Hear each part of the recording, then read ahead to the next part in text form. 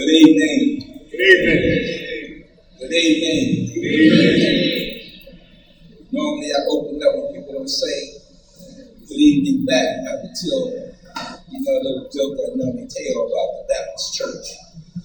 We've all been in the Baptist church. Yes, sir. And when the preacher is in the sermon and the choir is rocking and everybody saying amen, and there's normally a call and a response. So when the preacher say amen, the way he know that the sermon is in the heart, amen from that, right? So this evening is going to be a heart conversation. We ain't going to try to intellectualize this one. We're not going to try to smooth it over. We have a problem in our community, in our neighborhood, throughout the country, in the black and the brown community. I wish I could say that this is the first meeting that we had on a Sunday. But there's some of y'all in here, y'all know we've been talking about this for 25 plus years. 25 plus years, many of us came together when we was 25 years younger. But we're starting to be 72. Another 5 days. And I've been blessed to continue to do the work that I do. And as most of y'all know that I lost my grandson to gun violence 6 months ago. And I'm coming to you not just as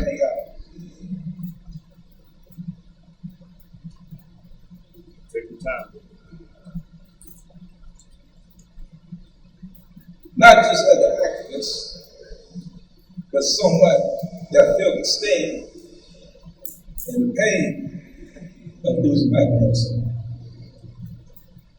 We've been doing this work for a long time, and unfortunately, we have saved some lives, but you see the increase of gun violence and how young these brothers are.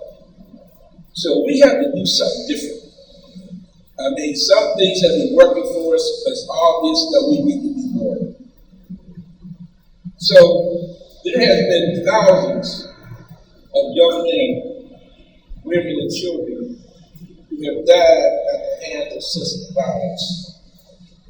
There will be thousands more if we do not tackle this disease from its root causes, which has become a public health issue crisis. What will it take for the collective cries, prayers to be heard from the thousands of mothers, fathers, sisters, brothers in the community to see an end to the carnage and the hemorrhaging our community every day? As we know too painfully well, the culture of youth and community violence has gripped this nation. Gun violence transcends race, class, social, and economic status. The sad state of affairs is that we all are susceptible to the tentacles of the social discord and conflict we see in the country today. Brothers and sisters, our house is on fire. These social flames have consumed the hopes, dreams, and possibilities of loved ones lost, leaving families broken with grief and communities taking on the characteristics of a war-torn third world country. Grieving the loss of child soldiers and combatants. Our youth have assumed the attributes of a death march. No hope, no aspirations, no vision for the next day. Let alone a future perceived destiny of dead by 21, dying with their eyes wide open. Violence have captured the minds and the souls of our youth and have become a serious cancer spreading in epidemic proportions. Our communities are filled with makeshift burial grounds, flyers and balloons, crosses on corners located strategically where the life was lost, murals on the building memorizing loved ones, snatched Rest in Peace t-shirts honoring the lives of youth that's gone, billboards acting as most-wanted posters strategically placed in communities of color to exacerbate the fear and the terror in residents, which deteriorates the social fabric of the community. When are we going to say enough is enough? When are we going to come out of the self-imposed silos of our homes, positions, degrees, church, vice bids, religion, perceived differences? How many lives must be lost before we begin to unify and develop a common front to address this issue? Our communities are hemorrhaging. Our women and our children are dying. And the blood is running in the streets daily. We are walking on the blood of our people. The pathological behavior that is being demonstrated continue to be incubated throughout Pittsburgh and Allegheny County. All neighborhoods in Pittsburgh and Allegheny County that are subjected to these conditions to come together for the development of a long-term plan for seeking investments that can use to address social marginalization. We must come together to share knowledge, information, experiences about what works, creating a network of parents, youth, community, faith-based organizations, elected officials, law enforcement, educators, public health providers to stand together in the fight against gun violence and children dying in the Black community. These communities are linked together by the very nature of the social conditions that we are subjected to. By no means does this excuse the behavior that we're seeing, but it does show that we are connected as one community despite where we live. The Black community in Allegheny County and our friends must pass our emotional and psychological differences for the greater need of our community. The leveraging of natural assets and social capital, demanding government investment in our communities equal to the scale of the murders and attacks we are experiencing in the communities.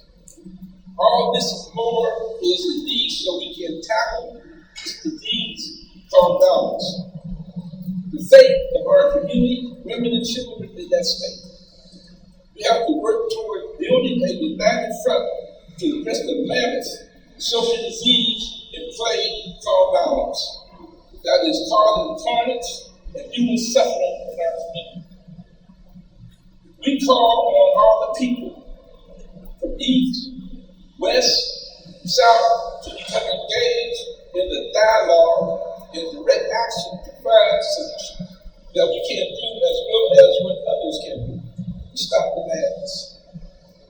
It is time to get communities that are impacted by violence to stand up and speak out about solutions. We need investment dollars that are equal to scale to the problem experienced in distress and low-income domestic communities.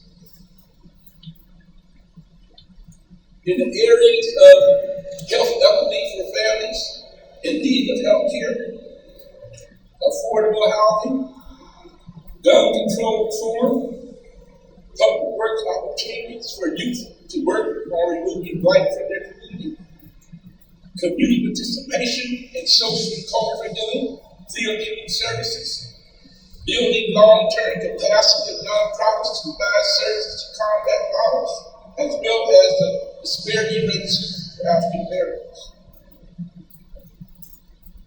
So the agenda that we put together today was basically want to talk specifically about some of the personal stories that we have heard much often. We also want to talk about the public health emergency. And we all know that it's not going to be no quick fix tonight. We will map out some short, long-term goals. Oftentimes, people feel the need not to come to these type of meetings because they think that it's a matter just but one that all we got to do is sprinkle on year to year to year. It's 500 years. We're not just going back to the 70s. We're looking at, we constantly say that Black life matters, Black community matters, but none of that matters at the same social conditions that incubate the behavior we still see in existence. So we have to be able to collectively look at our approach differently. We got to look at the communities that these young people live in. We got to look at the concentrated poverty of the youth. If the community is sick and unhealthy, so is the people within that. There needs to be a strong public health approach to this disease. And that means that we have to look at investing into education for young people. We got to invest in child care for women in this community. We got to invest in vocational training for these kids. We got to invest in manhood and womanhood development for the young people in our community. We got to invest in housing in our community. So we have to build up the health within our community in order to address some of the issues, emotional, psychological, mental issues that our people are being subjected to. Because the relentless of these type of conditions, the stress and our attention and all those type of things, the grief that's going on in our community, is taking our people down that rabbit hole of mental health. So today, what we want to do is have a conversation about how we can come out of our silence. I know a lot of y'all in here, and we don't talk. I'll be straight up. We all do a lot of work around violence, but how are we going to address the issue of violence if we don't come together and talk about what's going on? The last thing before I really open it up, I want to talk about a citywide, countywide commission. That means that we want to be part of the stakeholders. I know there's a lot of great work that Allegheny County Police, Pittsburgh Police is going, and nonprofits is going, and mental health community is going, but it's fragmented, right? And we work in silos. When we think about 9/11 in this country, all of the security agencies and all those terrorists wanted to take part. But you know what they didn't do? They didn't communicate. And we saw what happened out there. I'm just saying that as long as the people that address the issues of violence don't communicate with one another, we're going to continue to see what we see. And the communication has to include the community. You can't talk about having a violence reduction initiative if the community is not involved. Government can't run this shit. Government foundations can't run this shit. It got to be driven from the community. And that's new. That's new. Because the community is not driving this. The community knows these young people. These young boys didn't come out of the sky. They're kids that we know. They are friends' kids. They are neighbor kids. So if the people that's doing violent prevention, if you're not going to be identifying the kids that's out here to get murdered, then that means that you would have to have an alternative for it.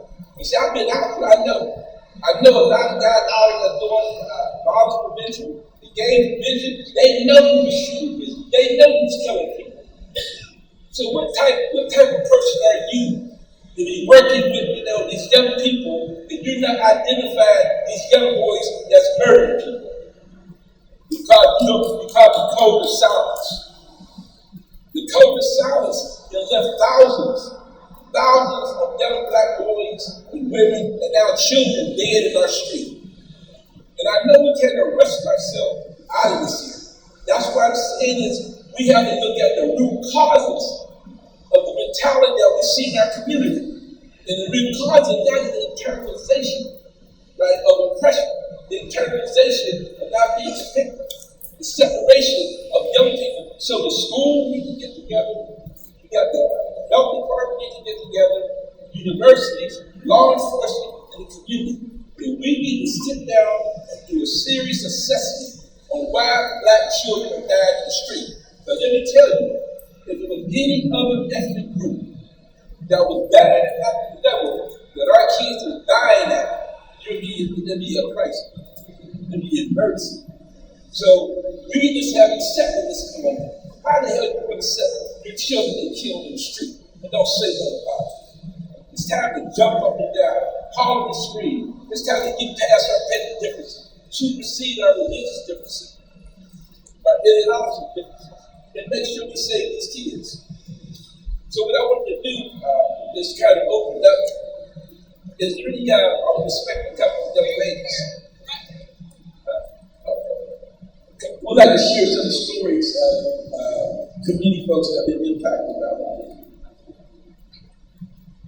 My name is Nina, and I'm really just a mom and a friend, a cousin, and just a community member that is hurt by all the stuff that's going on for our kids. And I don't have answers, and I don't know what to do.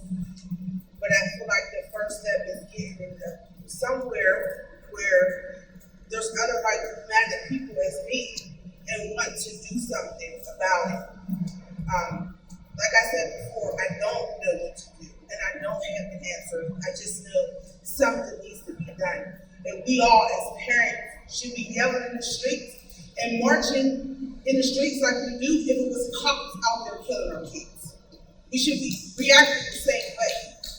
And I feel like kids dying in the street affects all of us. It's not just my problem or the parents of these lost kids' problem. It's all of our problems because all of our kids walk these streets, go to these schools and deal with the same problems. And I just glad that everybody's here and we can all stay on the same page, and we have to be consistent because this isn't going to be something that we're going to fix tomorrow. And the moment that we give up is the moment that we're giving up on our own kids. And everybody's voice needs to be heard because no one person has the answer. And all of our journeys, our kids' journeys are different. You're going through different things. You're overcoming different emotional and social problems. And it's creating all these different things happening with our kids. And I just don't know, y'all. I don't know what to do. And I just want to get together with other people in my community that wants to make a change and just know that I'm willing to do something, anything, whatever it is that I can do. I'm willing to offer any of my services up, even if it is just being here today or, you know what I mean, whatever. Because I want to be a part of making a change. And it starts with just one of us, a few of us, and maybe the next meeting it'll be more of us, and that will continue until we start having real solutions. These conversations is what's going to start the path to solutions. Nobody's talking and nobody's not doing that. So I know we're all tired of hearing the talking because I'm tired of just talking too. But if we're not pounding down the doors of these politicians and these community leaders and these other parents of ours and planting seeds in their ears, then none of this is going to work. It's going to take all of us and all of our voices to really make a change. And I just hope everybody here can spread the word to the next person and bring somebody with you the next time there's a community meeting. Everybody's input is necessary, and everybody has to get a seat at this table for this to work, because it's not just Homewood, it's all over the city. And it's not just all over the city, but all over the world. And when we scream Black Lives Matter, the ultimate question is, who should it matter more to? I feel like it should matter more to us. We want to make it matter. But if we're not caring, and we're not going out here and yelling in the streets about what's happening in our own community, our boys, our kids face way more dangers than police brutality. There are so many other things that they face by just in their own community, possibly by people that they know by name. And we need to care about that. We need to care about that more than they care about that, because it's our kids, it's our community. And Black Lives Matter need to matter to us the most. Let me be honest that there's hundreds of mothers like her. And we have had it over the years. It takes the mothers have been coming out over and over and over again. But at some point they say, what's the use of even talking? Because they don't see no change. I'd like to bring up a sister now that I met her because, Carol, don't go nowhere, don't call your name. I met her when she lost her grandson years ago.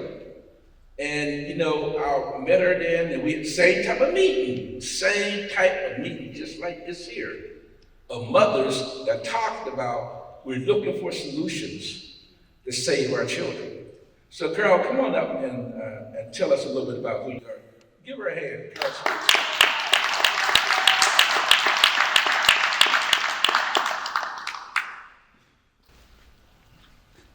Thanks for showing.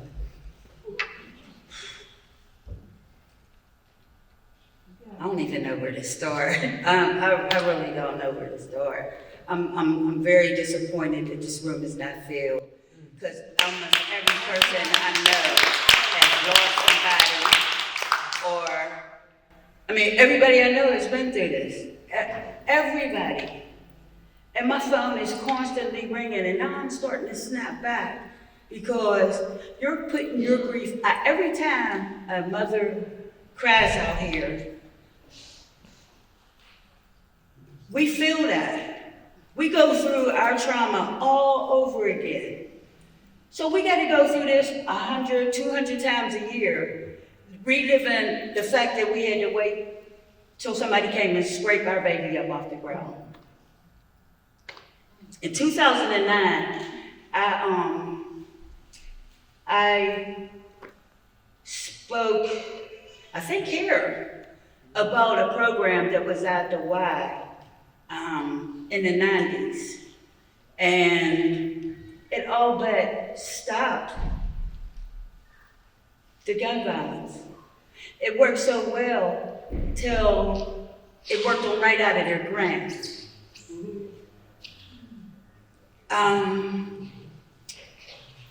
In 2010, my son was murdered. A couple of, I put up a petition, and I got over 4,000 signatures, I think, asking the mayor to please put in place another organization like the one that was made right here in Homewood. This organization was so awesome, it accidentally reached other communities, and everybody started talking to each other, and it just worked. It just worked. And on Christmas, he signed the petition. And when I called his office, I didn't get an answer. So, like, there's people out here that, which I'm not gonna call no names, but there's people out here that still know how that program worked. And why keep reinventing the wheel if there was a program that already worked? It worked. Y'all just didn't want to fund it no more. Well, not y'all, but the powers that be. Please reach out to these people, and if you want to know who they are, just ask me, and I will put you in contact with them. These are people that can teach the people that are already in place how to maneuver in these streets. Because if you don't know how to talk to these children, you're not going to get nowhere with them. And just can't no Joe Blow walk up and talk to these kids. Not in different neighborhoods, except unless your mama see, I can go anywhere. But Rashad, I told Rashad, my son is cutting up, please help me. He went on the Ave, yanked the youngster up, brought him down here and gave him a job. He can't do that for everybody. We need more resources. We need more help. We need more police officers that look like them, because we don't have no more Officer Friendly. He's gone. Never existed. I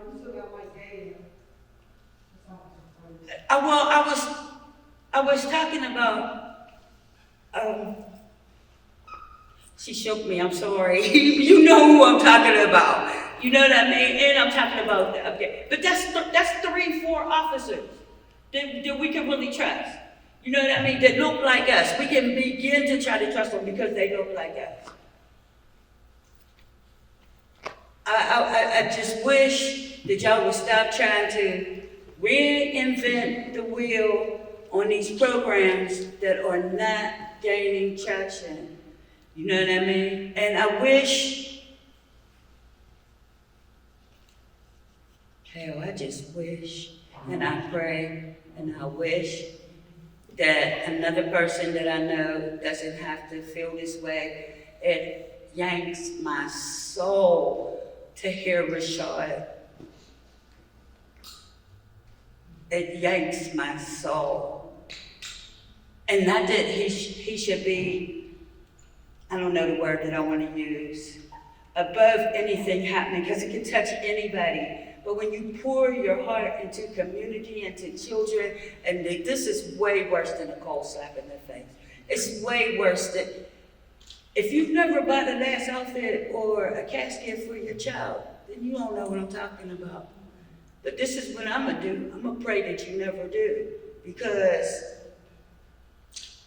you know, things, good things and bad things, they have snowball effects.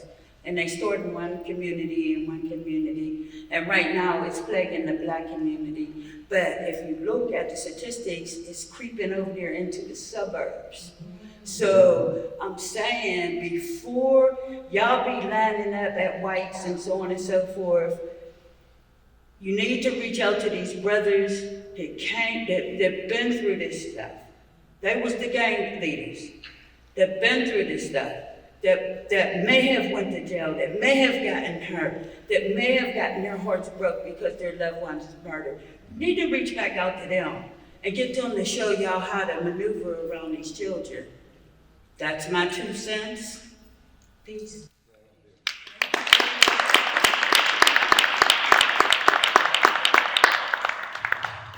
I'd just like to say that I'm proud of Sister Carol, because I started a whole other space before.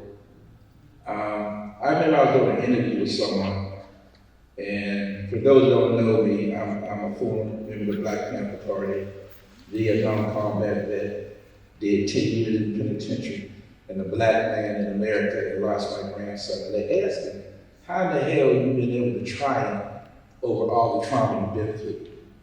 And I said, through resisting. We have to resist.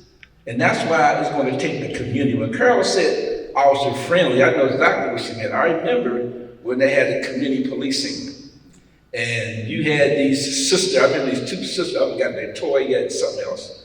And they was officer friendly, because they knew everybody. They walked up on the set, they walked in the community, everybody knew them. This is why when you start talking about the policies, when we were trying to get the police to live in the community. Because when the police live in the community, their children go to the same school, they go to the same church, and they also be in Giant Eagles together shopping.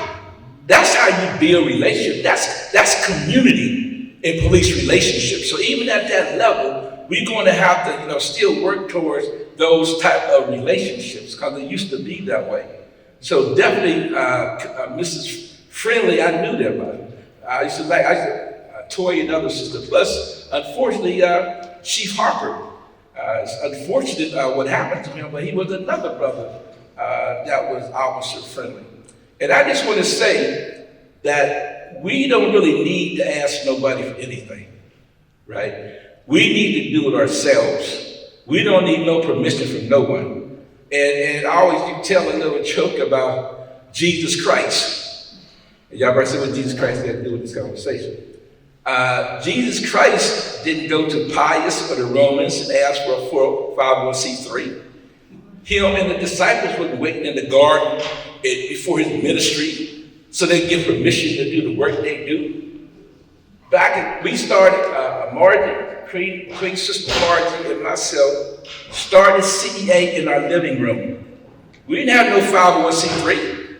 We started dealing with the kids in the community. Teach them how to read and to write. And God blessed us to be who we are today. I'm just saying to all of us that we don't have to wait for the foundations. We don't have to wait for the police. We don't have to wait for the government. Right on your block, right on your neighborhood.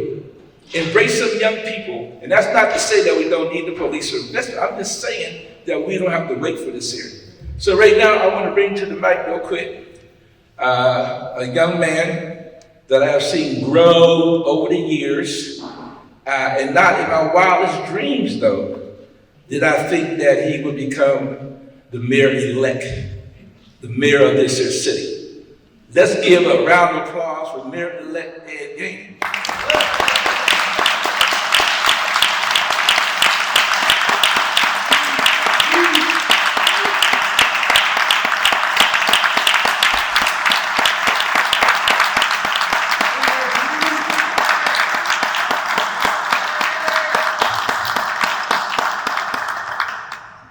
First of all, I just want to thank Brother Burrison for again being on the front line, all that you've done. You know, whenever there's a crisis, we come home. And CEA has always been home to be able to talk about the crisis that happens in our community. We can't incarcerate our way out of violence. Thinking that we can incarcerate our way out of a violence is not going to solve anything. Public safety will never improve public health, but public health will always improve public safety. And what we've lacked, not just here in this city, but in America, is we've lacked a public health plan for the pandemic of violence in African American communities and throughout this nation.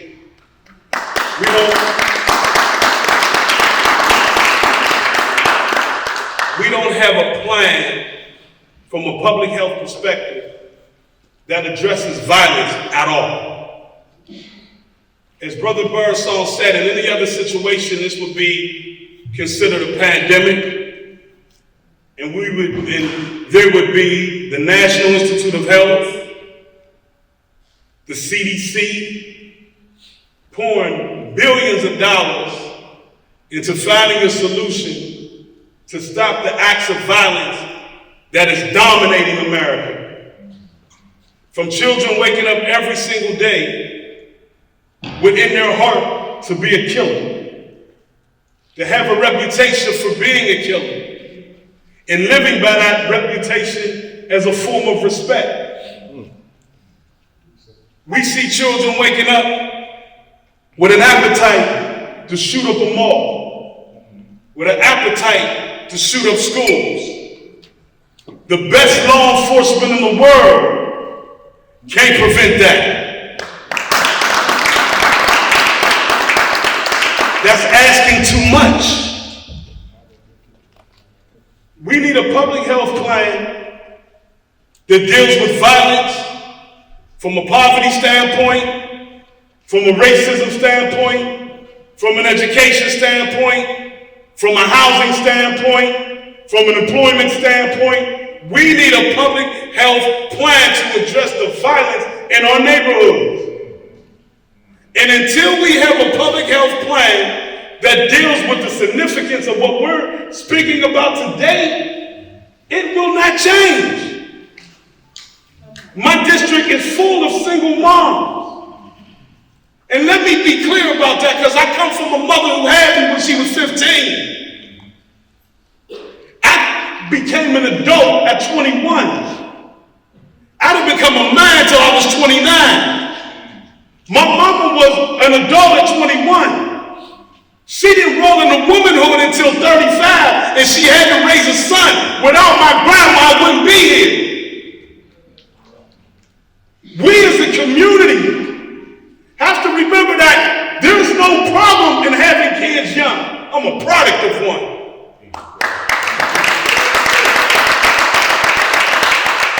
But we also need those grandmothers and granddaddies in the community that can help our mothers raise their children while they are still growing up themselves.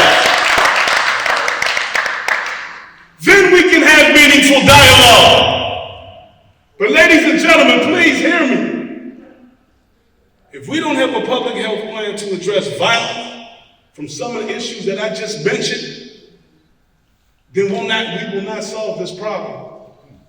We will think incarceration is the best teacher, not understanding self-love is always the best master. And so in this journey, I'm asking you to join with me. Because as I go forward, I am asking the city of Pittsburgh and Allegheny County, and I've said this publicly, and I will continue to say it publicly, that I want to work with a group of people that will fund and put together a public health plan for the city of Pittsburgh to help our children grow up. That's my mission as we go forward. God bless you. Thank you.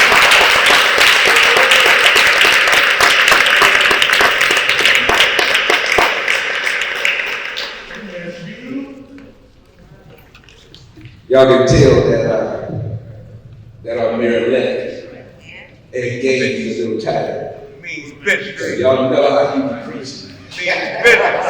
I mean, y'all was on point, but y'all know the fire brings stuff, so we gotta let that brother rest a little bit. Because that was definitely a journey, and I just want to say we need to support the brother also, because we know that they're coming at him.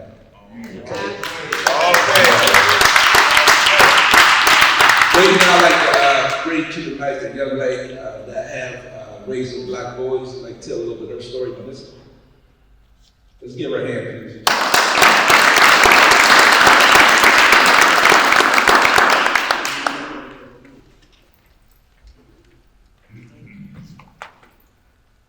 Grace and power. I'm upset, y'all. I'm upset. Wow. I have so many Facebook friends who like to talk a good game. Yes. But I don't see them here. I've been doing this for a long time. I've been a mother since I was 16. Always wanted to be a mother. Named my first child, after a baby doll that I was still playing with. Didn't know my baby was real until he wouldn't stop crying. Had no idea what I was doing. You know, was raised by parents who just was trying to put food on the table and keep a roof over my head. You know, and my siblings. And I had 3 siblings. I'm not a public speaker. I didn't plan on standing up here today, and it's hard because I raised 3 sons and my niece. And I had to raise my niece because my sister was running the streets. And I talked to a lot of kids. I've been an educator for over 20 years. And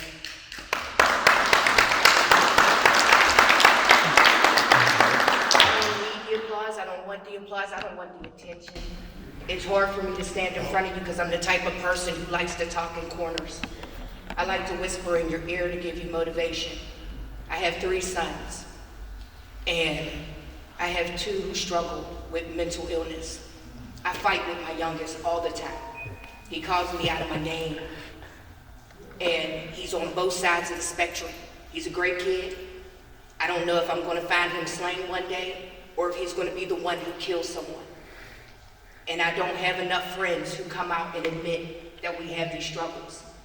And I fight every day to keep my son on the straight and narrow.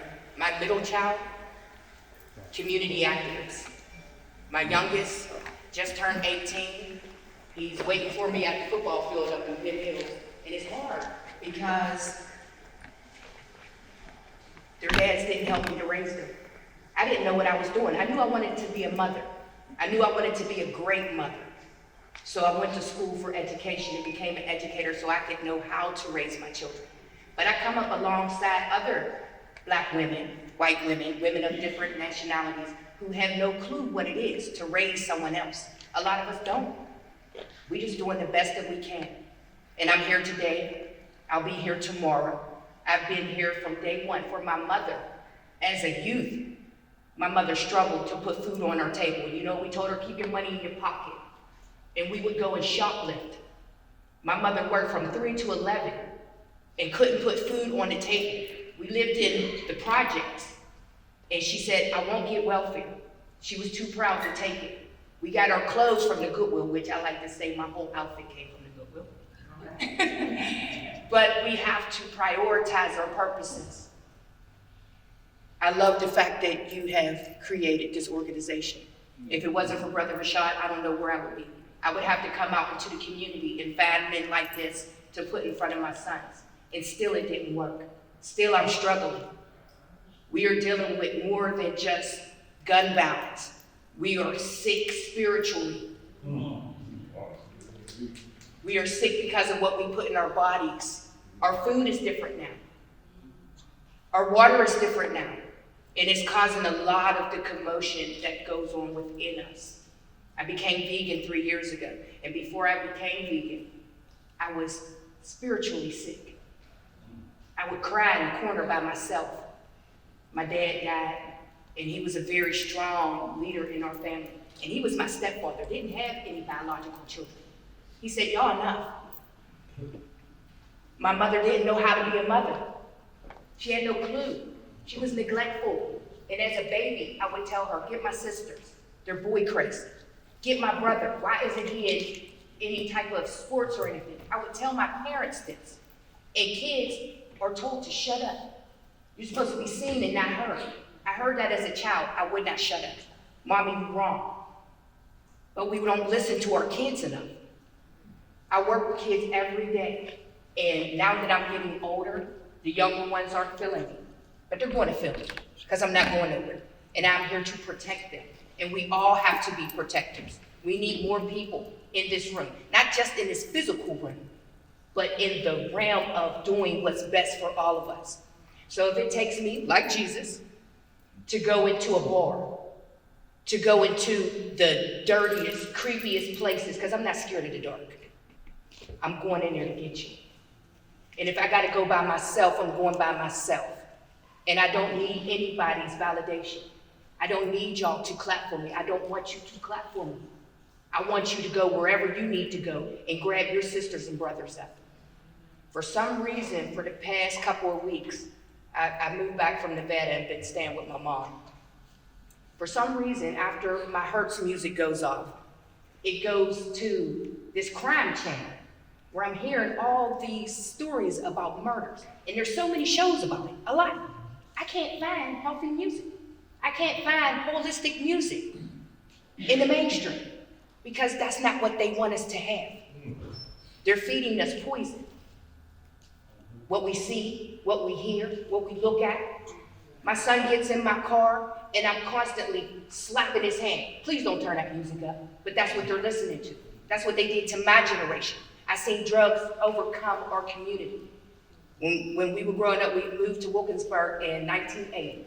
It was like the Black Brady Bunch. I thought we had moved to another city. Came from East Liberty.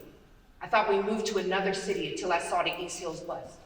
And for some reason, my flesh wanted to go back to that community. I didn't like Wilkinsburg, but I learned to love it. The churches gave us parties. There were community centers. We don't have it anymore. And I'm not asking any politician to do anything for us. I'm asking my sister. I'm asking my brother. I'm asking that drug dealer. It's time for us to lay it down. It's time for us to give it up. Because we're not getting any better. Hell's not going to be friendly to us. And I don't look at it as a place, it's a state of mind. And if we don't heal ourselves, no one's going to heal us. I feel so sorry for everyone who has lost a child. But we're losing our souls. I lost my dad, I lost my sister to health issues. But that's another way they're getting us. We are sick, and we need to heal ourselves from the inside out. And if I don't do anything else today, I hope that I bring to you an awareness of who we need to be in ourselves. Save yourself first. Heal yourself first. Be that example for our babies to see. I've been here 2 weeks. The young ladies can't stand me. They can't stand me because I'm always going. And I'm going to stay with you. I told them, you may not like me, but you're going to love me tomorrow. You're going to need me and you're going to call on me. And slowly but surely they are. And I'm not going anywhere. And I just want to say to you guys that I thank you all for being here. I wish there was more of us. And I guess I'm just going to have to reinvent the Underground Railroad, but it's going to be something different this time. Because I'm slapping forks out of hands. I'm bringing you clean water. We need to decalcify this poison that's in us. We need to change the narrative, and it starts with us. My son is calling me 90 going north. Yesterday I was a BA. Now he's calling me, Mom, can you pick me up from practice? Yes, I'm coming to pick you up from practice. This BI is coming to pick you up from practice because I want him to see a strong woman. And in him, I'm going to raise a strong man. Even if he leaves this earth, his energy isn't going anywhere. Jafar is here. When he passed, the first thing my son did was put his picture up. I didn't even know he knew Jafar. I didn't know. But he's telling me, Mom, I'm losing so many of my friends in less than a month. He's lost 3 friends. When I was growing up, they were dropping like flies. Dropping like flies. I'm getting caught in shootouts everywhere I go. Couldn't go to the club no more. Couldn't walk to the store. So the change has to be us. It has to be us. And we have to scream loud. And this is why I say to you, grace and power. Because I want you all to be powerful. Everyone. Ashe.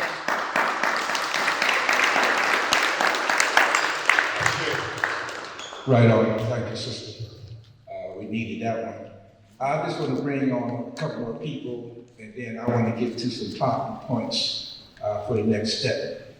We can't really have a forum on violence in this city without, knowing the work that Tim Stevens has been doing over the years. I first met Steve when I first came to the city, and he was just as involved as I was involved. So, Brother Steve, can you come up and say a few words? A few words. And you might remember a lot of folks said, in my conclusion, and they go for another 15 minutes. Let's give a hand, Brother Tim Stevens.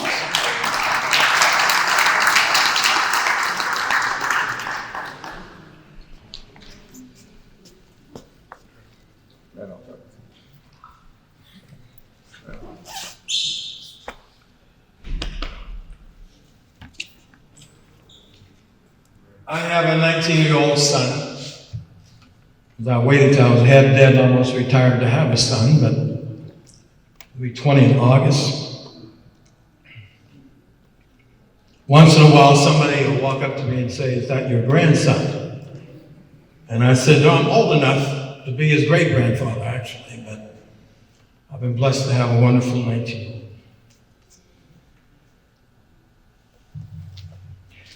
And I've been at a lot of these conversations, but honestly, I can't imagine the emotions I would feel if my son became one of the victims of which we speak in these meetings. The young lady who just spoke, actually, there's not much to say after what she just said.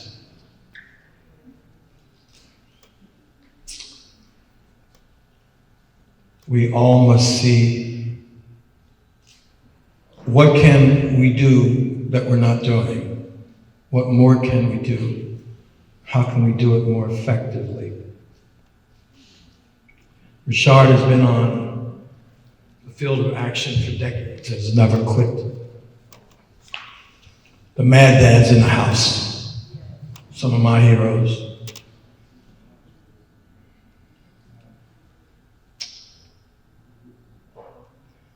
Sometimes we talk about where black folks are not together.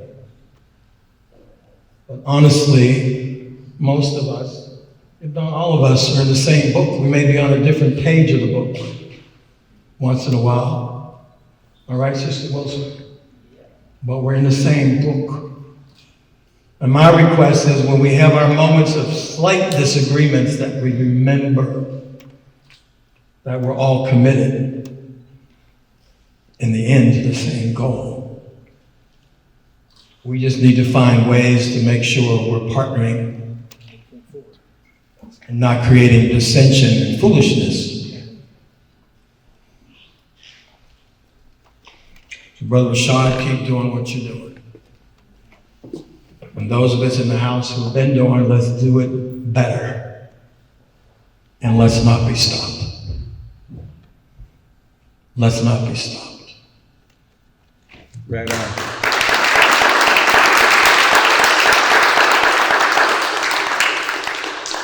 I'd like to just kind of acknowledge a few people in the house. We got Mad Dads. They doing a tremendous job.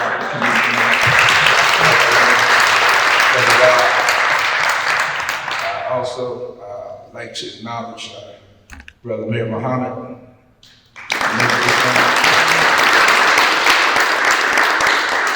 Also, I think we got Darnell Dowry in the house. He's addicted to violent crime. He's still addicted to violent crime in the house. We got the gang outreach in the house, Cornell.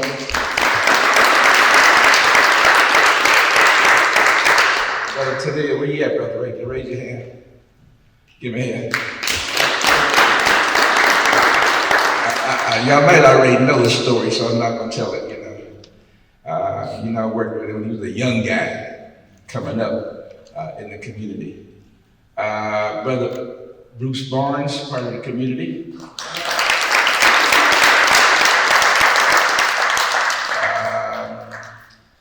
Let me see who else we got. The Imam, part of the community. Walter Shahi. One of my mentors and also a brother, when I lost my grandson, I called that brother. He did the janazah, plus he washed the body. Muslims, you wash the body. And that was one of the brothers that I called on to wash my grandson's body to get him prepared. Give him a hand.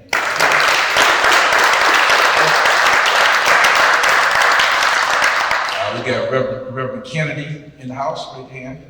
He's getting ready to start an academy for African American youth. Sister Renee, long time activist. I think she be pushing this hard as Brother Rashad. She's been around a long time. She got I don't know how many kids she got, but she got a lot though.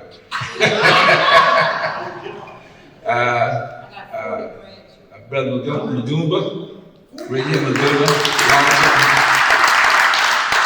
There's not too many people that I go way back with. This brother, I think we was in 6th grade or something together. I live in Pittsburgh, but way back, we go way back. And anybody that I forgot, forgive me for that. Of course, my wife, Margie Davis.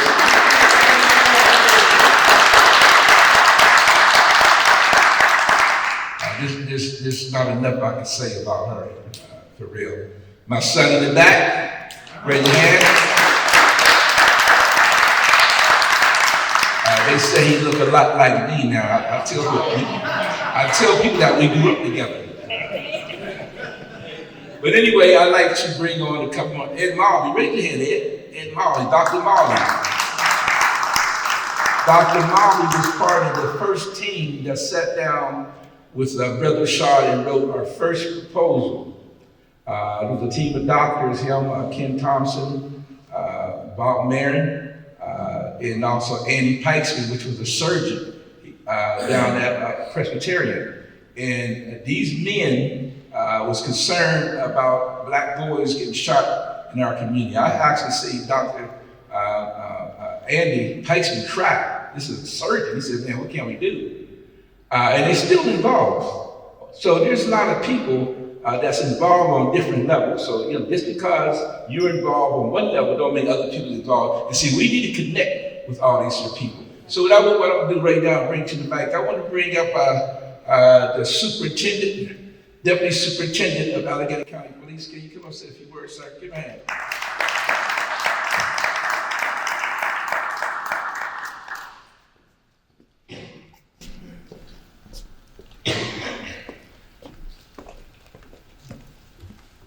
Evening. I'm Victor Joseph. I'm with the Allegheny County Police. Was with Pittsburgh Police for 26 years, and I recently started with Allegheny County Police, trying to do a lot of the things that we were doing with Pittsburgh Police and bringing it to Allegheny County in general, with group violence intervention and things of that nature. Statistically, things are kind of tough right now in Allegheny County. We're up about 40% in homicides from this time last year, and about 30% over the last 5 years from January 1st to June 1st. It's spread out in a lot of different neighborhoods within the county. But the counties that see the most are the same year after year, whether it's Wilkinsburg or Penn Hills, McKeesport, seeing a lot of violence right now. There's a lot of strong, emotional words that were said tonight, and it's tough to follow that, but the Allegheny County Police and police in general were a small piece to help be part of the solution, to help the solution. I agree with what was said here tonight, that it starts in the community, grassroots, the community, the families, extended families, then from there to community leaders, politicians, the government, whatever, are all parts of it, but it starts down here, and the rest of us, we support it. The police, like was said 10 times tonight, you can't arrest your way out of gun violence. That's not going to happen. That's not our intention. The violence is always driven by a small portion of the community, a small number of people that are driving the violence. We try to identify those individuals, get them from the community, provide them services through outreach, but get them off the street and get those guns out of the community. I work in collaboration with outreach for years, and I want to continue that with the county to see if we can bring that to all the different neighborhoods within Allegheny County. So just thank you for having me, and thank you for your time.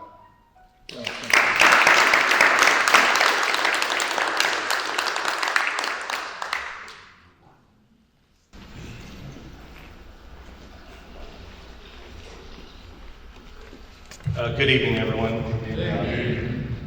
Thank you for the invitation to be here, and thank you for what you do to help in the community, and you've done it for a very long time.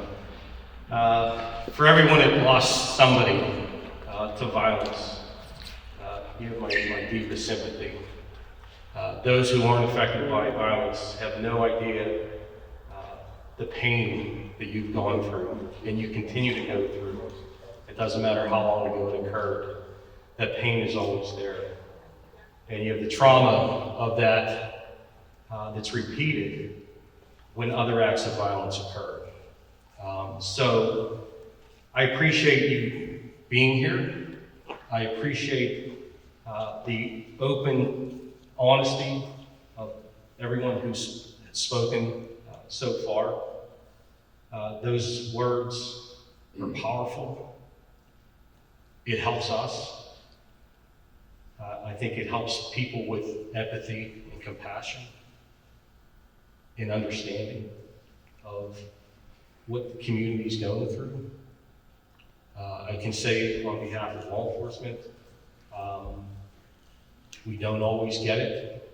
We don't always understand the pain that the community is going through from the various forms of trauma. But it's this interaction that we have, us talking to one another, helps build that. And it helps us on what we do. It helps with the level of the understanding, the policy, the training, things that we do. And I can tell you on behalf of the Pittsburgh Police, we will do everything we can to help you. This whole thing tonight is about community. This is your community. Wherever you live, this is your community. No one deserves to live in a community with fear. Fear for yourselves, fear for your kids going to the park, fear for your kids leaving school. So we must all work together to help end that. And we must continue to fight like you continue to fight to help understand and end the violence. And I thank Vic Joseph from the county police for being here. He has left the Pittsburgh Police, and I hate to see him leave us because of the work he's done here in the city of Pittsburgh. But I'm actually thankful because he's with the county, and he has an opportunity to take a lot of the things that he's done in the city of Pittsburgh and take it to a county level, which is something that I think is very important. And I thank the outreach workers who are all here tonight for what you do each and every day. Violence the numbers have skyrocketed across the country, and the city of Pittsburgh is not immune to it. We're seeing it now. So we need the community more than ever to do what you can to help end the violence. As Deputy Superintendent Joseph said, we're just a small part. But with that small part, we're going to give you everything we have to help each community to end that violence. And I can tell you, it's personal. Because when you hear these stories, and our detectives that are back there, and from major crimes and group violence intervention, who have to investigate these, they take a personal interest in this. And it affects them as well. So I give you my commitment on behalf of the Pittsburgh Police that we're going to do everything we can to help you end this violence. It's not going to be easy, but we're going to have to dig in and do everything we can to get the guns off the street, to stop people from getting into the lifestyle where they feel they have to use a weapon and violence for various things. The impact it has on the community has got to be stopped. And I have no doubt that if all of us work together, we can do that. Our outreachers have been very successful in doing that, trying to get people out of that lifestyle and get them the services that they need. And it's got to continue to grow if we really want to be successful in doing it. So I thank you for what you do, for putting this together, and I thank you for being here. You care. We all care. And we want to make a difference, and we want to save lives, and we can do it together. So thank you.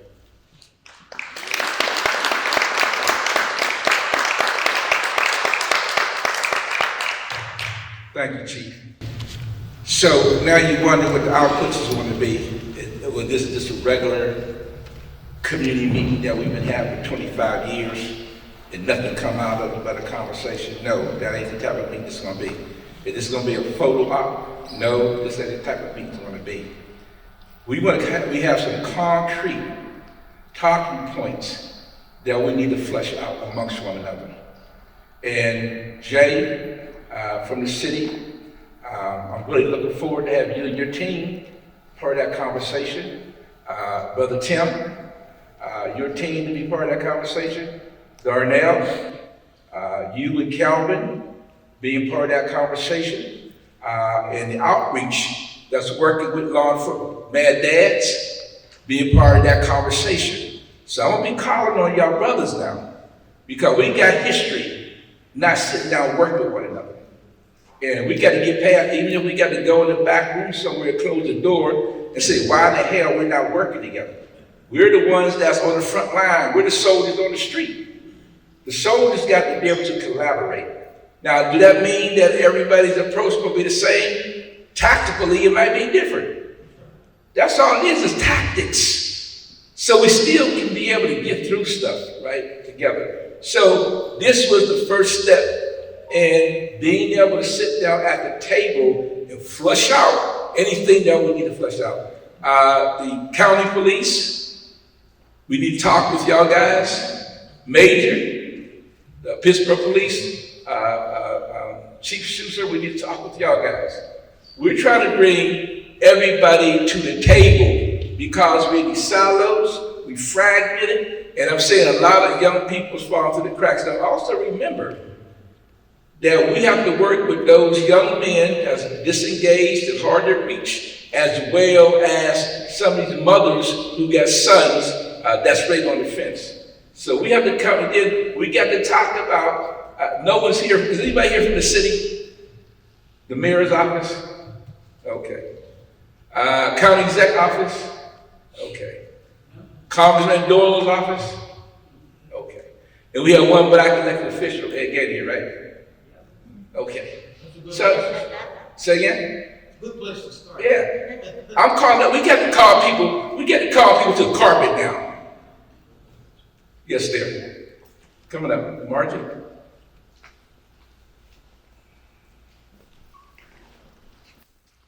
Queen Margie did give her a hand. She was holding back. Just to piggyback on what Michelle is saying, I have no clue on what we need to do. This hurts so bad. I raised my grandson since he was 6 months old. And just to watch these kids. 20-some years ago when we first started doing this work, I was doing what Sister Ruth is doing for me. I was there for other mothers. We first started the first parent support group. And I never thought that I would be in a situation that I would be having to go through it myself. But just some things that I'm not clear on, or some ideas what we need to do. I mean, these guns out here, where are they coming from? We need the police to help us know where these guns are coming from. Just like Rashad says, all these different organization groups, these brothers in the street, please come to us, let us know where they're coming from so we can try to do something. Where are the drugs? All the drugs that's out here. I'm a grandma, I'm 62, I don't know anything about them. So education on what's out here, where it's coming from. The brothers go up a corner when they need to. If we know where the drugs are being sold from, we go there. So, like Rashad said, we got to start working together, but we need to help with the people who know what's going on. So, folks that know what's going on, educate people who don't. Educate people who want to get on the ground and make things happen. Nothing's never going to happen. There's not going to be into it unless we start really working. And that's being educated on what's going on out here. Thank you.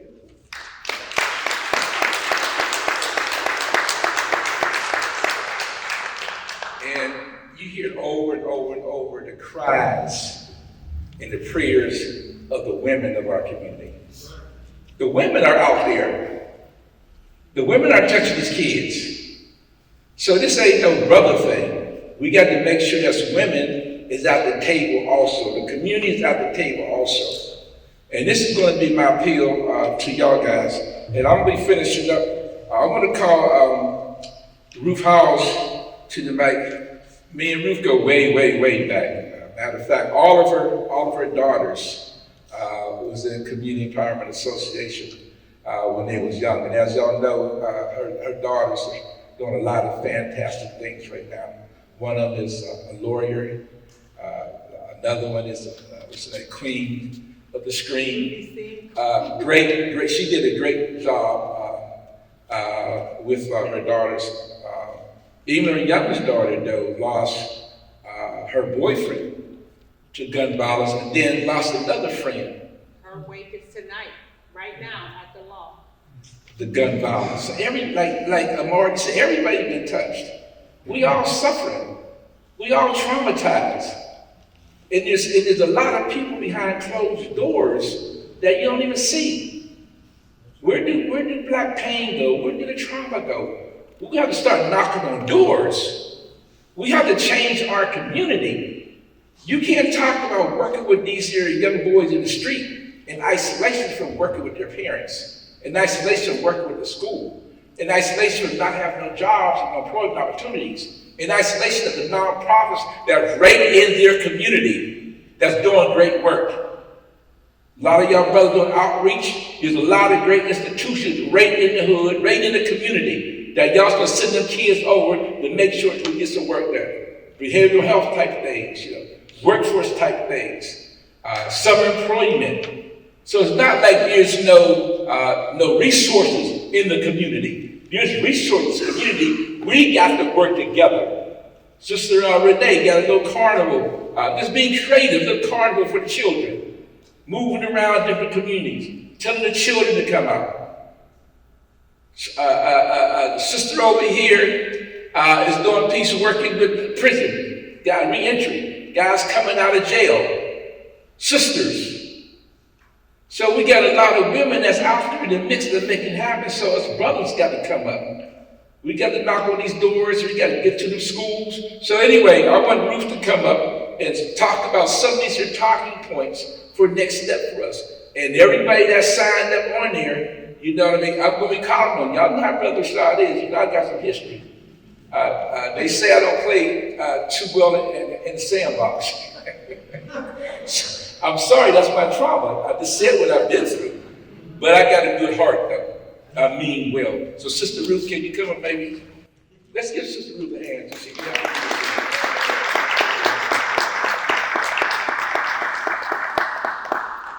Good evening. First, I want to just start by saying that these talking points came out of several Zoom meetings from, I guess, since February or so. And with the increasing number of deaths, it has catapulted this issue to the front.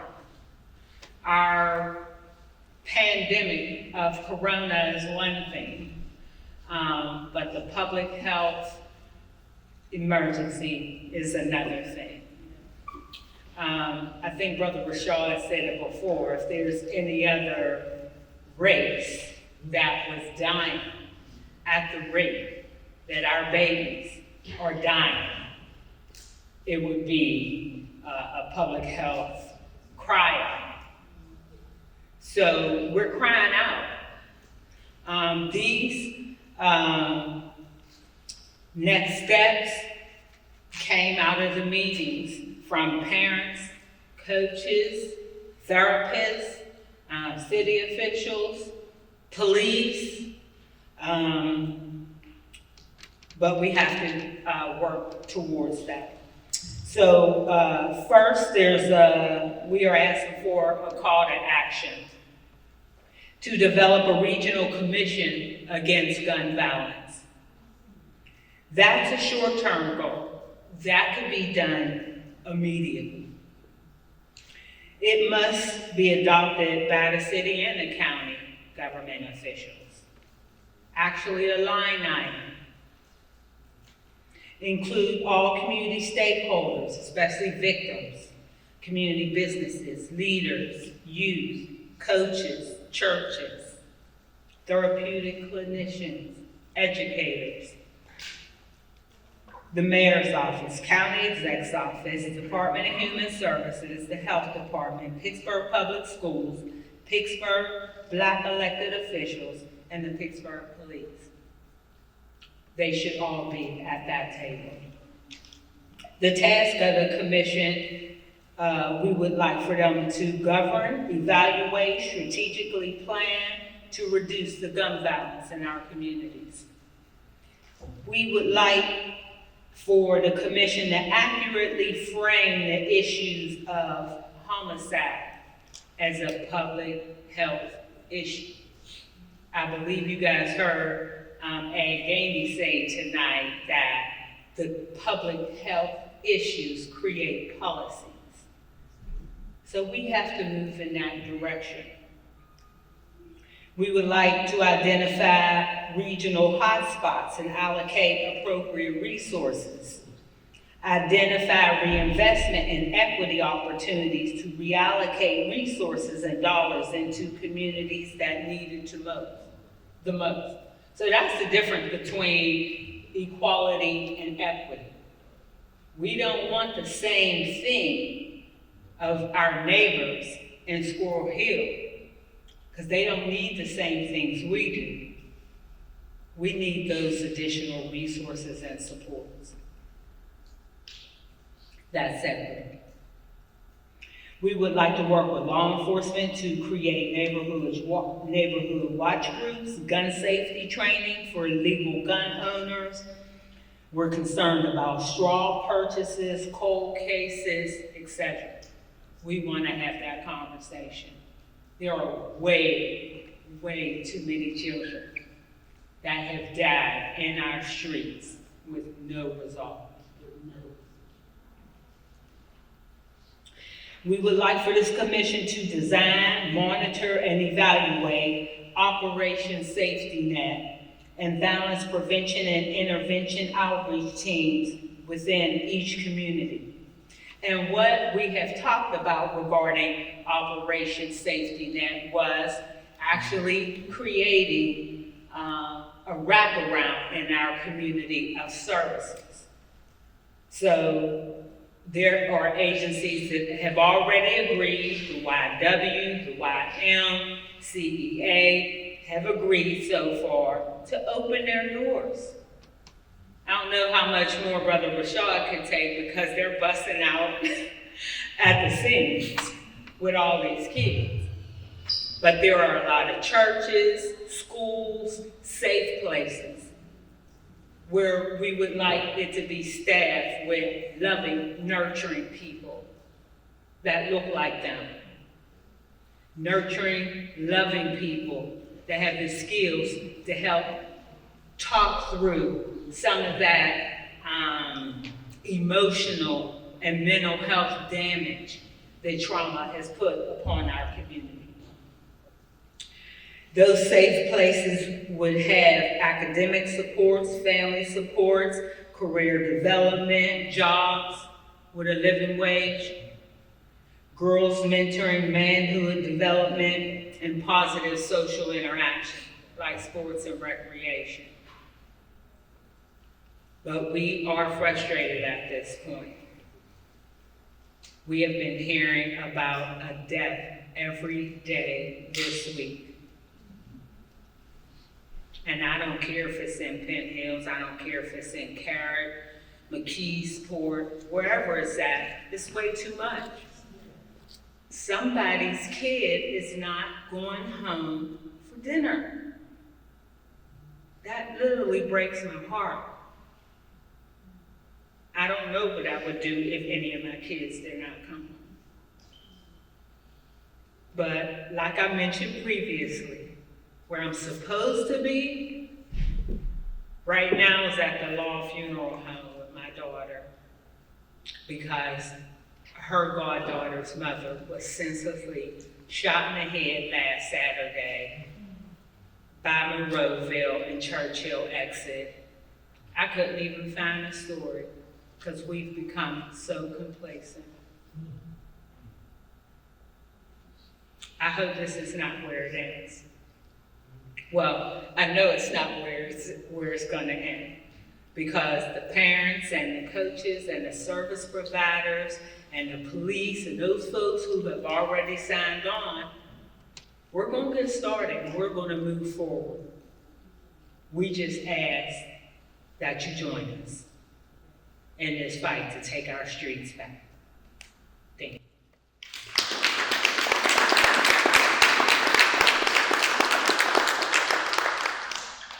So that's the call to action that you just heard.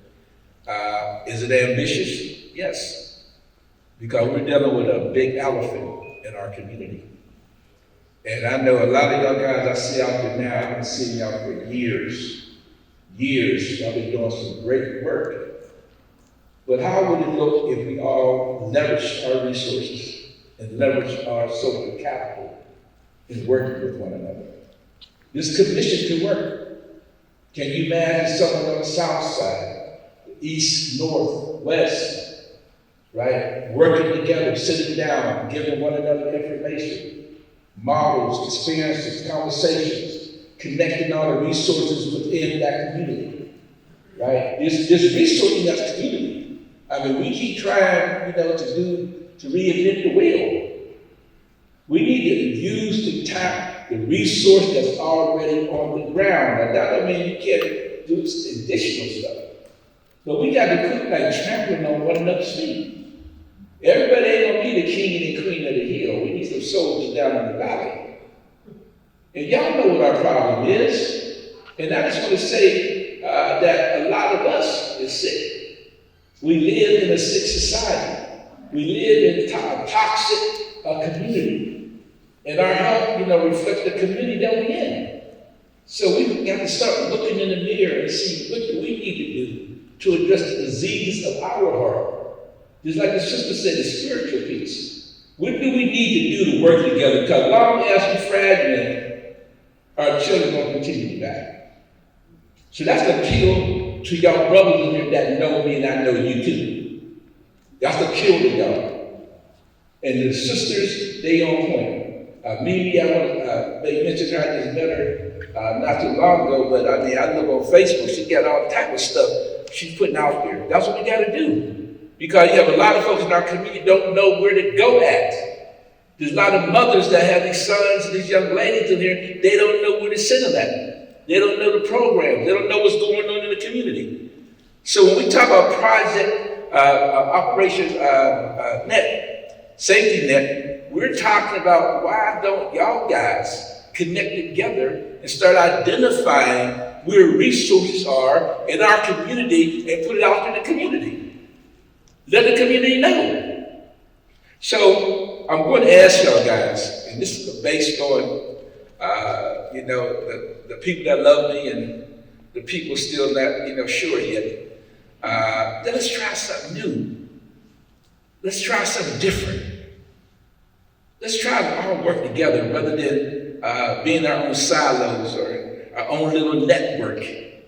We got to get past the religious difference, the ideology difference. We got to get past other people's narratives. We got to develop our own narrative and quit working from other people's narratives. So in other words, we got a lot of soul searching that we got to know, brothers and sisters. And we've been together a long time, all of us. We've been together a long time doing this work. I always say that Allah subhanahu wa ta'ala, God, places people on your path to become a reflection of your soul, your heart. Despite us not working together, though we need to work together, we've been on each other's path for 30 years. 30 years we've been knowing each other. And we've been coming to these type of meetings, doing work in the community. I've been over 200 funerals. That's when I stopped going. You see mad dads doing what they doing out there. A direct connection to Kajufu that came to a Black family reunion years ago. And they developed mad dads. In the victim of violent crime, way back in the day when nobody was dealing with gang violence. Nobody. You had grassroots folks out there like myself, Richard Garland Squirt, and Khalid Rahim. And Imam Walter Shaheed was part of that. Out here putting the work in before anybody was putting work in. We were the first people at the hospitals before anybody was in the hospital. Before UPMC Pimp was in the hospital, we was in the hospital. Before anybody in the city, created, developed support groups for families that lost children. We had it in our living room. Nobody was doing that in this whole city. Nobody. So let's have some respect for the history, of the people that have been putting in the work. I mean, we all need jobs, that's true. But don't discount the history of people like CEA and the people that have been around us that have been putting in the hard work over these years. We need to sit down, brothers. And that's my appeal to you. And of course, law enforcement is included. You can't do stuff in isolation of law enforcement. So I got everybody's name up here. Don't raise your hand. Well, then you're going to commit to this here, because the next meeting we're going to have, if I don't see you, I'm going to say your name. Y'all know how I am. Y'all know how I am. I apologize for saying I'm going to do that. But next meeting we had, and you in the audience, I might ask. Now, back in the day, what I used to do is have my son and a couple other escort people out the meeting. But they said I can't do that no more. we don't do it like that no more. But anyway, I just want to let everybody know that we appreciate, particularly around the loss of my grandson, man. the pouring of love from y'all, man. I mean, it was beyond comprehension, man. I mean, the whole community came out in response from all over the country, people that we know. And it's times like that where you really know the real friends in your life. There's times that you got to supersede our differences or things that we might have done. There's a time that you got to be forgiving. We got to forgive, man, and heal. Part of healing is forgiving.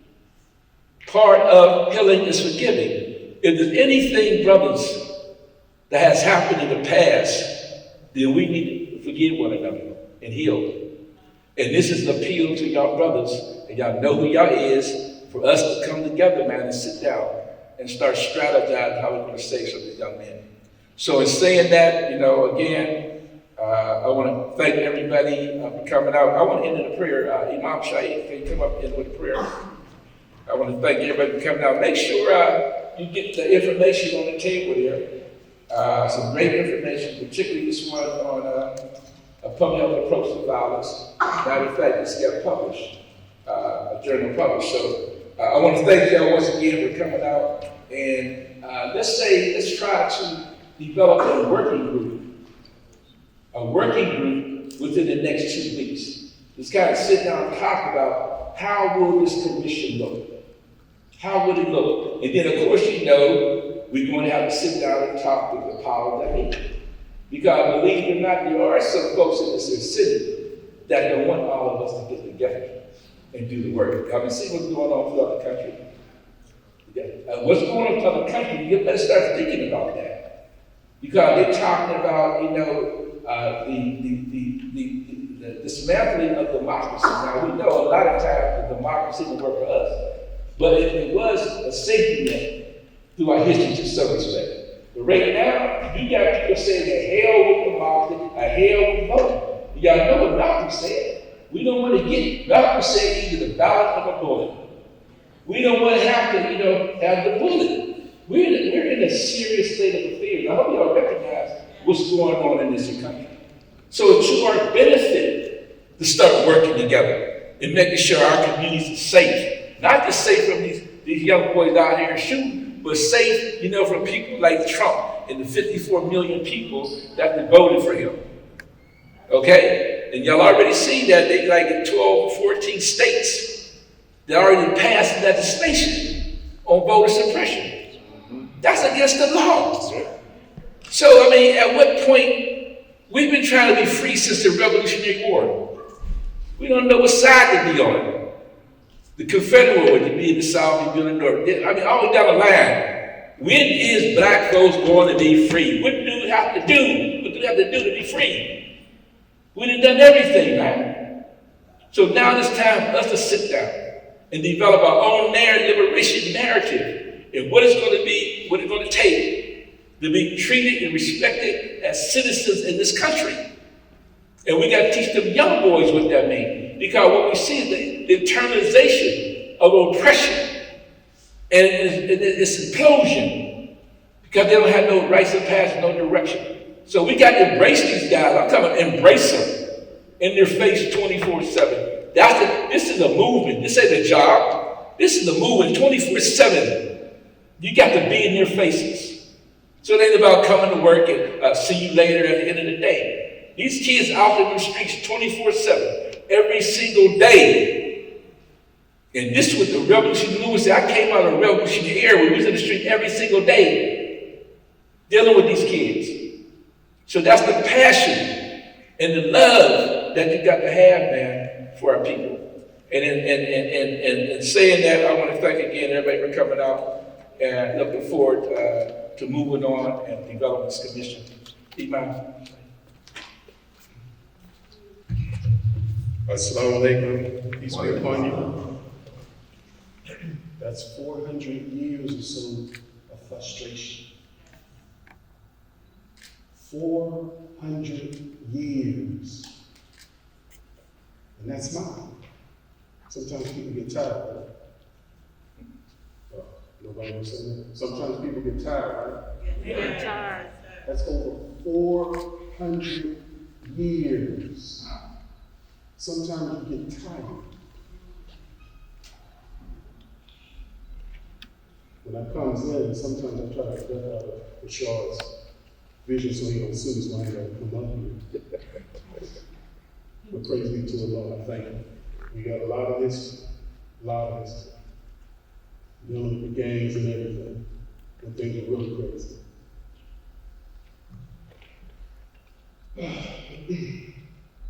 I'm gonna do it in Arabic real quick, and then I'm gonna do it in English. And don't worry, it's a prayer that encompasses everybody. So no one has to fear. Muslim News General Universal Prayers. ربنا آتنا في الدنيا حسنة وفي الآخرة حسنة وقنا عذاب النار. Our Lord, grant us good in this world and good in the hereafter, and protect us from the chastisement of the fire. Amen.